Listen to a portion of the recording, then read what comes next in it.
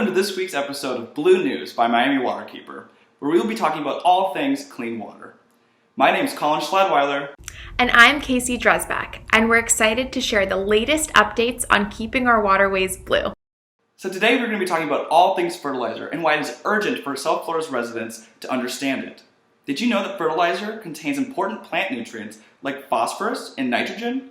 But in excess, these nutrients can actually cause harmful algae blooms and seagrass die-offs. We'll be going over today how we all can do our part to limit the excess nutrients entering our waterways. Casey, what does fertilizer mean to you?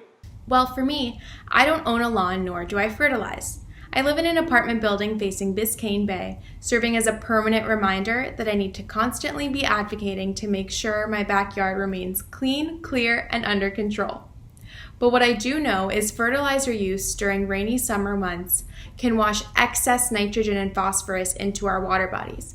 Studies have shown that there often isn't enough time for our lawns to absorb the nutrients before it gets washed away. Exactly, Casey. I completely agree with you that Biscayne Bay is everyone's backyard, regardless if we live on it or not. Biscayne Bay is a driving force of our economy, and harmful impacts like algae blooms and excess nutrient runoff can really hurt our wallets. It's up to all of us to do our part to help clean it. So Casey, how can you ensure that your backyard, aka Biscayne Bay, remains clean, clear, and under control? One idea would be to contact my building's management and see if they know about the latest regulations and ordinances and see if they'd be willing to get on board. That's a great idea, Casey, and what a wonderful way to advocate for clean water at home and in our communities. Those of you who are listening, if you live in one of these municipalities, then you either have existing fertilizer regulations or ones that are upcoming, like one I want to pay special attention to. The City of Miami just recently passed an ordinance that will be regulating fertilizer starting in the summer of 2020. How would everyone contribute, Casey, even if they don't live in one of these municipalities? Well, you can use less fertilizer and use phosphorus-free fertilizer when you can. Fun fact, our soils on the east coast of South Florida are actually phosphorus-rich, so our plants require a lot less phosphorus. Number 2, make sure to apply your fertilizer at least 15 feet away from any drain or waterway.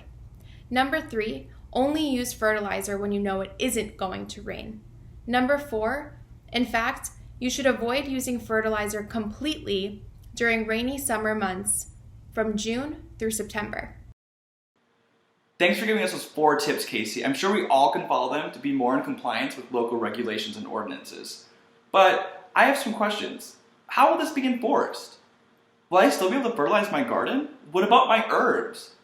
Will my lawn die in the summertime? These are all questions I have that I'm sure other residents also have. Well, they can certainly head to the link in our post, head to our website, and click for answers to these frequently asked questions. Amazing, Casey. Thanks for giving us those awesome tips. And to all of our viewers, please spread the word and share this video, because when we choose to become responsible fertilizer users, our individual impact may seem small. But when we act together as millions of residents, our impact on water quality can be significant. Together, we can do our part to ensure swimmable, drinkable, and fishable water for all. Thanks for tuning in. Don't forget to share this post. Visit our website and tune in next time for another segment of Blue News.